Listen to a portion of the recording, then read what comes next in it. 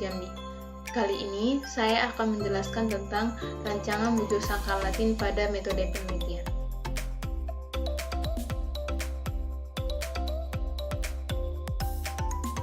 Pengertian dari rancangan bujur sangkal Latin atau RBSL adalah suatu rancangan percobaan yang mampu mengendalikan komponen keragaman unit-unit percobaan yang lebih dari satu sisi komponen keragamannya, yang dimana rancangan bujur sangkal Latin ini mempunyai beberapa persyaratan yang harus dipenuhi. Yang pertama, banyaknya perlakuan yang diberikan harus sama dengan banyaknya ulangan. Kedua, pengacakan dibatasi dengan pengelompokan dan perlakuan hanya boleh muncul sekali pada setiap baris dari setiap kelompok.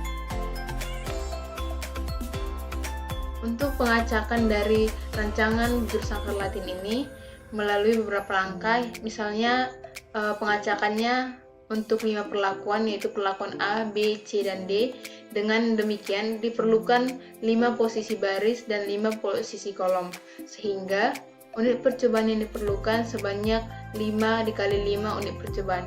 Untuk pengacakannya, pertama, dilakukan penempatan perlakuan searah diagonal secara acak. Nomor baris ada 5 baris dan terdapat 5 kolom. Dan dilakukan pengacakan penempatan secara diagonal secara acak. Yang kedua, melakukan pengacakan penempatan baris. Tahap yang selanjutnya dilakukan pengacakan penempatan kolom. Pada dasarnya, bujur sangkal Latin paling umum digunakan adalah 4x4, 5x5, sampai dengan 8x8. Sedangkan untuk bujur sangkar yang lebih dari 12x12 itu sangat jarang digunakan.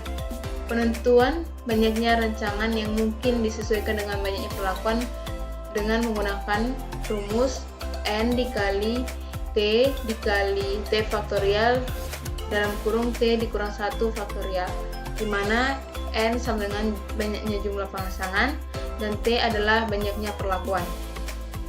Dengan contoh dari rancangan bujur sangkal Latin ini, misalnya perlakuan sebanyak 5, maka jumlah pasangan yang memungkinkan adalah 5 dalam kurung 5 faktorial dikali dengan dalam kurung 5 dikurang 1 faktorial. Maka didapatkan banyaknya kemungkinan pasangan perlakuan, yaitu 14.400.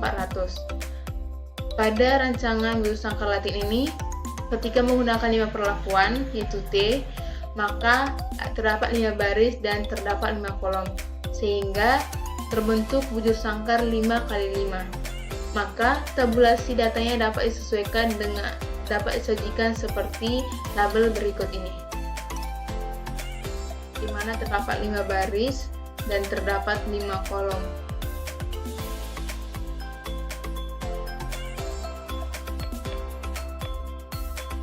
Untuk koefisien keragaman dari RBDSL ini, koefisien keragaman atau KK adalah persen rataan dari rataan umum percobaan, yang dimana fungsi dari koefisien keragaman dalam RBSL mempunyai fungsi yang sama dengan rancangan acak lengkap maupun rancangan acak kelompok, yaitu untuk menunjukkan derajat kejituan atau accuracy atau precision serta keandalan dari kesimpulan, di mana rumus dari koefisien keragaman yaitu KK dalam kurung Kurawa akar dari KTG per Y rataan umum dikali dengan 100%, yang dimana Y atau rataan umum didapat dari sigma YIJK dibagi dengan R kuadrat, dimana jika nilai KK semakin kecil, maka derajat kejituan dan keandalan serta validitas kesimpulan akan semakin tinggi.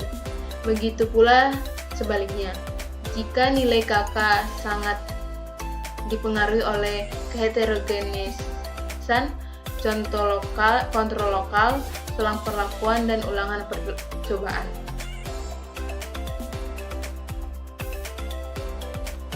Untuk efisiensi relatif atau ER, di mana tingkat efisiensi dari RBSL akan dibandingkan dengan terhadap rancangan acak kelompok. Jika baris dalam RBSL dianggap blok dalam rancangan satu kelompok, maka efisiensi ini sebenarnya membandingkan tanpa kolom dan dengan kolom. Di mana efisiensi dapat dirumuskan sebagai berikut, yaitu ER sama dengan DB1 ditambah 1 dikali dengan DBB ditambah 3 per DB1 tambah 3 dikali dengan DBB tambah 1 dikali dengan B kuadrat dan I kuadrat, di mana DB1 itu derajat bebas galak dari RBSL. Baiklah, sekian video penjelasan saya tentang rancangan bujur sangka batin. Semoga apa yang saya jelaskan dan saya paparkan dapat bermanfaat untuk kita semua.